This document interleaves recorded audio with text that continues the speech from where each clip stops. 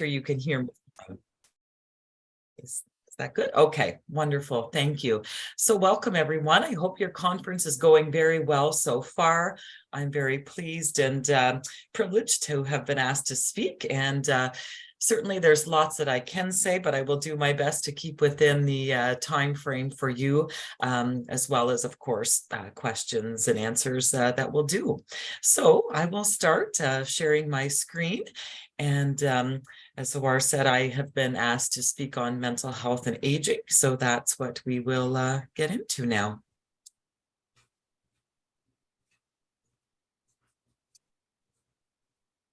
Okay, so mental health and aging, and each of us aging every day, which is maybe a double-edged sword. We often laugh about our age and don't want to get older. On the other hand, that means we're here and hopefully making the most of our days. However, we struggle with that, don't we? We can be isolated, perhaps very lonely. And we know that with the pandemic, that was even more prevalent. So I'm going to talk somewhat about that because of the large impact that has. Maybe there's some strategies and tips that'll be new to you, or perhaps if not new, just helpful reminders, I hope. I'll talk briefly about change as well as risk factors and thinking about connection, how we connect with our own self as well as others, and a bit on resilience. Okay, so just kind of an overview in these areas, again, that I hope you will find beneficial. And as I say to most groups I speak with, even if it's just a few golden nuggets, maybe there's one or two things that you pull out of here that you can find enriching, or just a different perspective than what you've taken before. So first of all, social isolation, right? We look at the number of contacts that we have, and when we're isolated, there's a lack of social connections. And I find that many people that I work with seem to have that desire for more in their life, but yet they don't always know how to do that. So if you're a person who thinks, you know, I'd like to call someone, I'd like to connect with them, but I feel that I'm being a burden, I don't want to bother someone, I need to tell you the theme that I hear is so many people fall into this. Or perhaps if you're widowed, you know, you don't want to be that fifth wheel. But with the number of people that express this, I think if we can continue to come together and not have that sense of bothering one another, because it tends to be that there's many people in this same boat.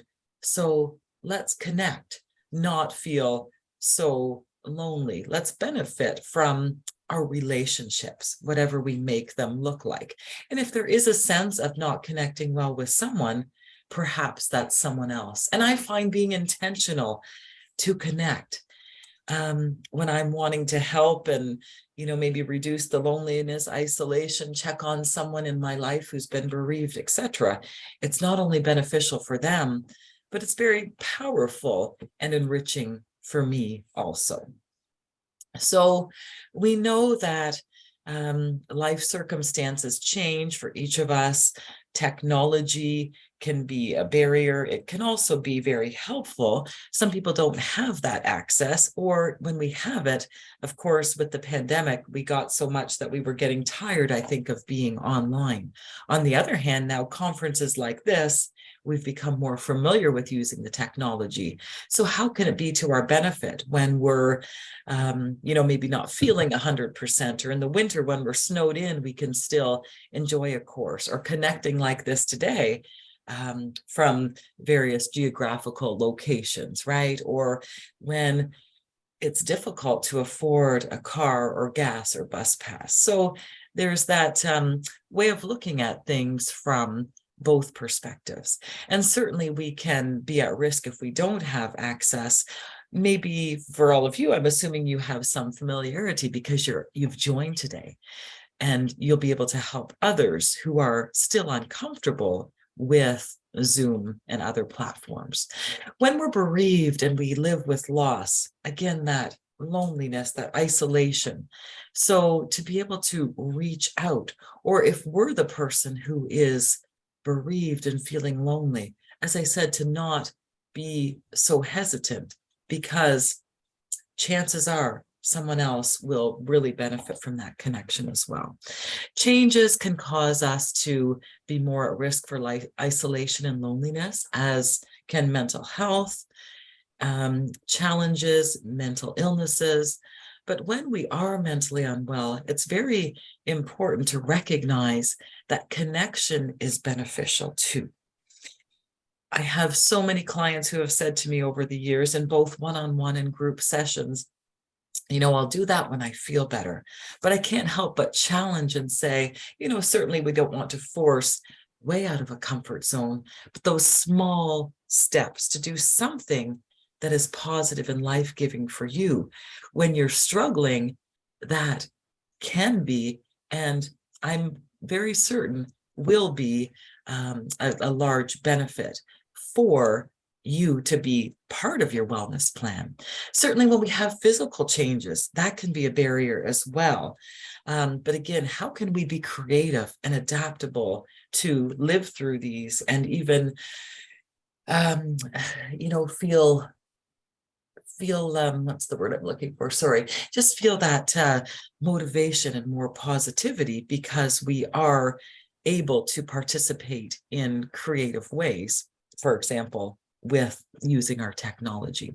And the global pandemic certainly changed our world. So when we talk about risk and impact, we know that social isolation certainly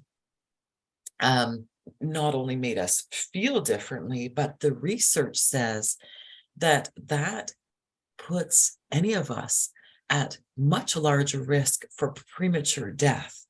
So we want you to recognize that this is not just something, to take lightly. We need to take this very seriously. It was also associated in many studies, with about 50% increased risk of dementia from not being active using our brain and, being able to express feelings. And certainly as well, then there's association with increased risk of heart disease and stroke, and the more obvious pieces of higher rates of depression, anxiety, and suicide. So certainly lots here. So that's why it's so vital to be connected, to develop these relationships as serve us well. I mean, if you're more introverted and like to be by yourself, most definitely, each of us have a balance that works well for us. It's not, say a strict recipe, so to speak, of the amounts. You create that, but to be objective and honest with yourself, what really works well for you, and asking yourself that, what serves me well. Maybe you recognize that getting out every day, that's not necessary and it's too much, but maybe every other day or every 3 days, to make a point to have a plan with a friend, go to a group, connect with someone for coffee, whatever that is, to help you to be more fulfilled, right? To live life, not just exist. So when we can embrace our feelings and recognize what they are, that's so helpful as well. We tend to be a society that is a fix-it society, and we have reservation about feelings that aren't so pleasant, and we even label them as positive and negative. So ideally, not to think about and label our feelings, label our emotions as positive or negative. They just really are what they are. And actually, it's a large investment in ourselves if we can find a person or a small, safe circle of support to be able to talk, to be able to cry, to be able to healthily express our frustrations and even some anger. Anger normally means there's something underneath of the outward feelings that's really sitting there and needs to be navigated as well. So being able to be with our emotions and not place those shoulds on ourselves that we often do, right? And that sentence, by the way, I'll say this in a way that it might help you to remember it. It isn't healthy to should on ourselves. And if that sounds like something else, that's the remembering that I want you to do, right? We don't want to should on ourselves, because it's doing what we want and need to do. if we say, I shouldn't feel that way, or I should be okay, when we're not, we're shortchanging our wellness, right? We're not doing ourselves any favor at all. So again, being able to be with your feelings. No, you won't be comfortable, I'm sure, to share them with the world, but to share them with those safe, trusted people that you have, hopefully in your circle. Or if you don't, maybe there's some friendships that over time you can establish through, say, going to a support group, or, just connecting at social gatherings, senior centers, etc. We all know that we can't pour from an empty cup, nor is our chainsaw, so to speak, right? There's a line sharpen the saw. So whatever analogy you like, right, to have a somewhat full cup, to have a saw that is sharp enough in order to be able to help yourself and be as well as possible. Many of us like to help others, but we need to ensure that we're somewhat well with number one. So finding that routine, allowing yourself to rest and just be. We often think, I've got to do. Remember, we are human beings. So to be in the moment, to be able to just accept when we want to rest, when we need to rest, just enjoying and cultivating relationships to a higher level is so beneficial in our life. And certainly perspective is large. We can get in a rut of negativity. And I'm certainly not saying that, it's about Pollyanna and always positive. No, life isn't a bed of roses. We know that. We all have challenges. But to be able to have hope and perspective that things will get better. It may take some effort and certainly some time, but remember, it's not just about that time heals. It's what we do in our time. Certainly setting and maintaining healthy boundaries, that can be a tough one too, especially when others depend on you. So again, it's often about asking ourselves those questions. What is helpful for me and what will be? How do I best maintain that healthy and helpful balance? And certainly using resources, reaching out to sessions like you're doing right now, books, podcasts, other webinars and seminars. We do have quite a lot at our fingertips. So if we're just willing to access those things. So connecting with others, that may take some motivation. Some more easily do that than others. But if you'd like to think of that as like when you plant flowers or a vegetable garden, planting that seed, then maybe it will be a slow process. But watering that, fertilizing that, allowing that to become something valuable, right? That nurturing. And if this relationship doesn't work out, just like not all flowers or vegetables grow, maybe it is time to move on and plant a new seed. Okay, so spreading that love, that kindness, that care, and knowing that when someone sees us doing that, it often makes them think, yes, that will be beneficial for me to do that kind of thing, to take that kind of approach as well. So having goals, maybe connecting, whether it's by phone, online, or in person, say with one person a day who you'd like to reach out to. If you think that's too much for you, maybe it's every couple of days. And I mentioned assisting others can be helpful, as well as being open to assistance, right? We all have needs. Many of us tend to want that independence and think, oh, I'm okay, I don't need help. But remember, when we allow someone to be supportive of us, that's very positive for that particular person's life journey as well. It helps them to feel good. Okay, so it might be about technology. It might be writing letters to others as well. I think even though we've moved away from that more than we used to send and receive something handwritten is really special and heartwarming as well. So connecting, whatever that may mean for you, whether it's some type of sport, activity, physical wellness, yoga, pickleball, whatever, that also helps us to psychologically feel more well. The serotonin and endorphins are in our body, that's elevated, right? They get moving more quickly. So that's a natural feeling of heightened well-being. And this part I mentioned, right? Thinking about how you can establish more meaningful relationships if you don't feel that you have enough of that already. And be aware, look at, listen for activities that are in our communities. What are your interests? What gives you a sense of connection, pleasure, perhaps accomplishment? What do you enjoy doing? And now what do you not enjoy doing? You think, maybe I'll put that aside. And what type of people are you most comfortable with?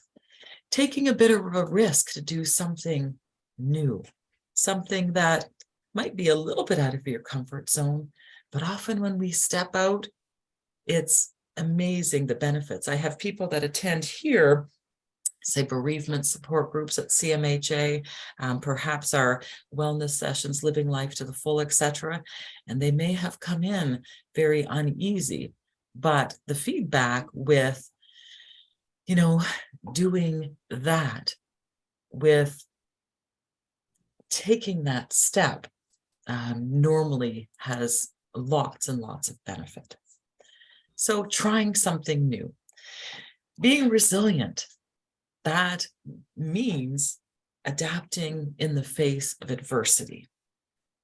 So being able to recognize there's times when we will feel knocked down, but to be able to do that work, to recognize that it's worthwhile for us to make deposits in our own, what I'll call emotional bank account, as well as that of others.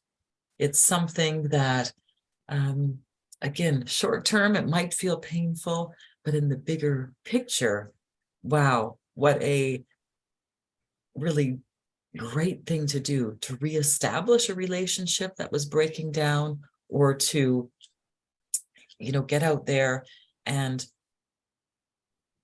form new ones.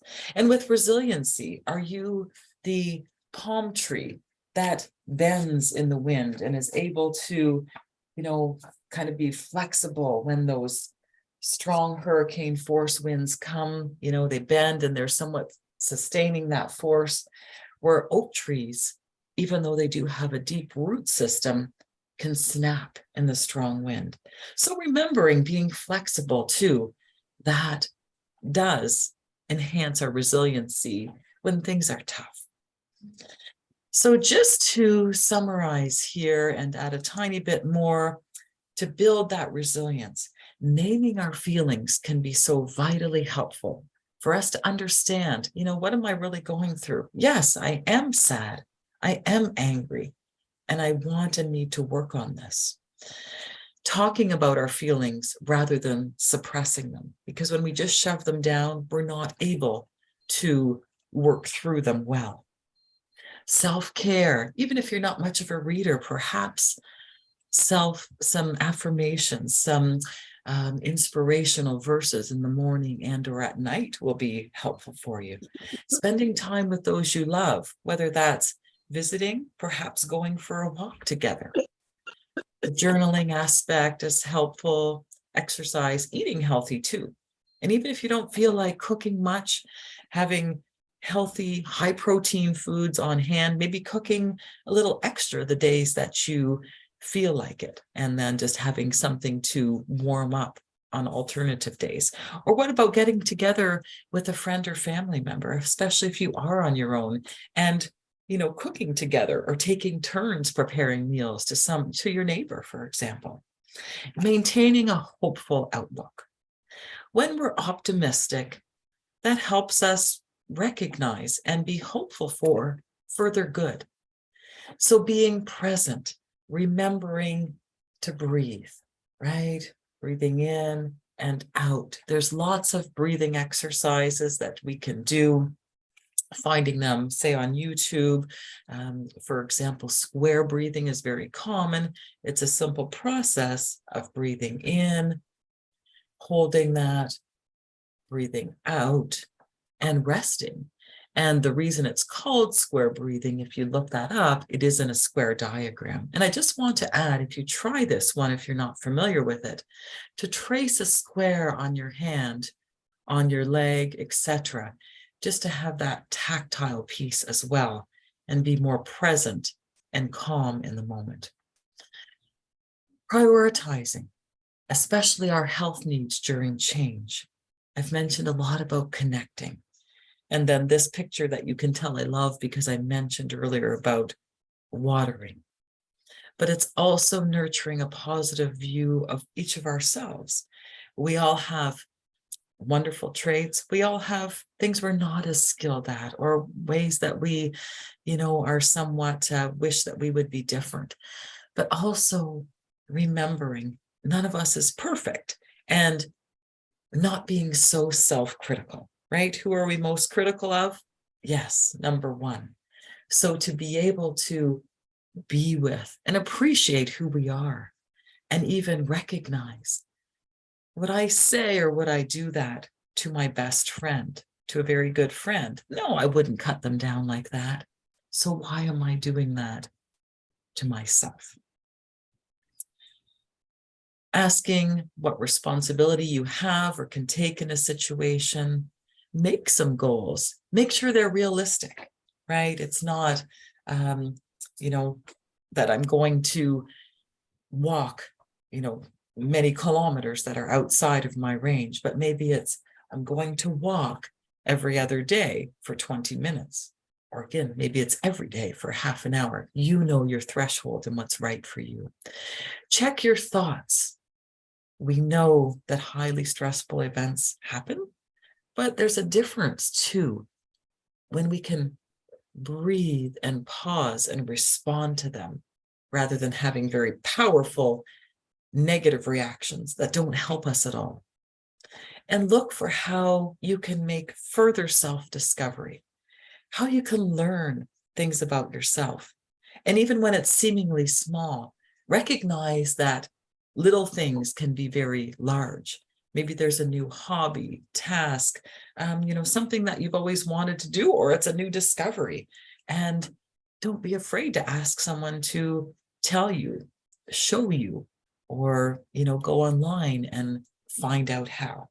So that kindness to ourselves and others, maybe it is helpful to watch less news if you're feeling that negative.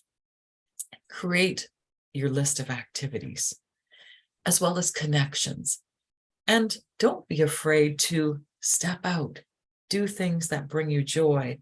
And of course, not just focusing on the negative and the things that go wrong, but be mindful of and celebrate the positive, celebrate the good. We can learn something new about ourselves continuously. And maybe you'll find, I bet you can find, it may take some time and definitely some work. That effort is helpful. But we can all grow when through our struggle, when we've had struggles, when we've had loss, when we've had tough situations. So being able to look for that silver lining as well. In our world that moves at a fast pace, that can be complicated by technology and, just life events that seem to be more complicated than they were in years past, reaching out, seeking support of loved ones, perhaps professionals as well. It's actually a gift, I think, to have a therapist, not something to be embarrassed about. To have someone that will listen to you freely and make some suggestions for an hour. That's a neat concept. Very helpful. Routine creates a sense of control, and also accepting. Change is a part of life. So we may wish for things to be the way they used to be, but ideally to not stay so set on that. There are things that do change and evolve. So growing and adapting with them as much as we're able. Just like when we're out in the forest, right? Think of a wilderness. There's some parts that we can walk through and it's pretty smooth, but then we get into, that thick brush and the sticks that trip us up. There's fallen trees perhaps, right? So that's what life is like. We have to navigate that wilderness. Or maybe you like the analogy of the roller coaster of life or the waves. So being able to again be with where we are rather than trying to fight that off so much. Okay, embrace that. Even when we don't feel so well, it's helpful. So to soothe our emotional pain, muscle relaxation, prayer or meditation, even wrapping yourself in a blanket, having that warmth, that safe feeling. Comedy, going outside and focusing. I think nature, I know it does a lot for me, just looking as well as taking pictures. Any creative approach that you'd like, whether it's art, music, knitting, crocheting, sewing. Lots of people lately have been exploring diamond art. You might be musical and play songs. Perhaps you're not musical and you want to learn, or even just write a song. Another thought, I really like doing this one too, in times that are stressful or just to provide more positivity and optimism, to be able to choose a theme song, a song that really speaks to you, and have that, in your heart, on your mind. Maybe posting reminders on a Post-it note, on your mirror, in your wallet, on your fridge. Listening to audiobooks, podcasts, hugging others as well, if that's within your comfort zone. And there's research that definitely shows the benefits, and actually a true warm hug. Playing sports, going for a walk. So I've mentioned the breathing, the exercise, the mindfulness. And by the way, just to add about mindfulness, I think you've learned about that in other sessions I'm gathering here, and from what somebody has said, it has become very large. Being present in the moment, and also it's not only doing the meditation exercises, but we so often judge what is happening in our thought process. So to be able just to be with what that is, okay? And okay, that's what I'm feeling right now, but I'm not going to be hard on myself or judge that. Grounding techniques also, to name things that we can see, feel, hear, as well as touch and smell and taste, okay? To be able to just name them and be present with them. For example, I can smell, something cooking in the next room. I can smell flowers. And often, and I tend to do this naturally, you may too, close your eyes while you're thinking of them. So just to wrap up, CMHA in the various areas have many specialized programs. We certainly welcome you to look at CMHA. For those of you in Windsor, we have a bereavement program as well. Some centers don't, but they're working towards that. Many of our education seminars are free. There's a few that we do need to charge for, but please look up and reach out to your local CMHA, and we want to help you. That is our main goal and passion. Some of you have heard of Bounce Back, a CMHA-based program as well. If not, look at Bounce Back Ontario if you'd like, a free guided self-help program that we've known has helped many and continues to. And you can have an online or phone coach with this program. So I've said quite a bit in a short amount of time. I hope it has been helpful to you. I'm very open for questions. A little mindfulness exercise that I thought I may do, we won't have time for, but again, I think maybe you've done some things like that. So I'm also looking in the chat to see what questions you have here, as well as verbally. Please feel welcome. how families or extended families are struggling. It's often reported on news channels that institutions are breaking down. Families are institutions too, and they're overextended. And that's what we're finding, I think, too, with our more fast-paced world, obligations, even say sports for families, their children, there can be that, I think, overextension. And for each of us to recognize, what can I healthily participate in? Or there's not the quality time together, even if it's not quantity time. Let's make a point as a family, for example, to make sure we have dinner together 3 times a week, right? So to be able to have more open communication, I think that's a reason why many are struggling too, because again, it's felt that I should just be okay. Someone said writing letters is helpful. It does help you to slow down. Typing is too easy, and with writing a letter, you can walk to the mailbox and get some exercise. Awesome. So true. Love that. Thank you as well. And then I'm hearing the most consistent message during the 5 days is around mindfulness. And I hope when you're recognizing that, I apologize if there's been too much of that in the conference, you feel, I'm not sure, but for you to value, for you to learn and see the importance of it. I hope I've answered those questions suitably. Any other questions or comments that anyone has? Thank you very much. That was good. You're very welcome. Any number that we can reach you or something? Or number? Yes. So I didn't specifically say CMHA Windsor's because I know some of you are, I heard, in Toronto and things, but for CMHA Windsor, it is 973, and I'm also going to write this in the chat, 4435. Okay, CMHA Windsor Essex to access more information about our programs, 973-4435. Thank you so much, Sonia. And what You're we will welcome.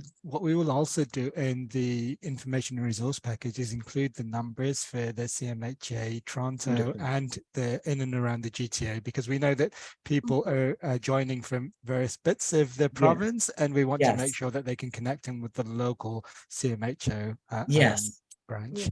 Wonderful. That was my concern as well. So that's super. And for those of you in Windsor, I had shared that community resource pamphlet as well.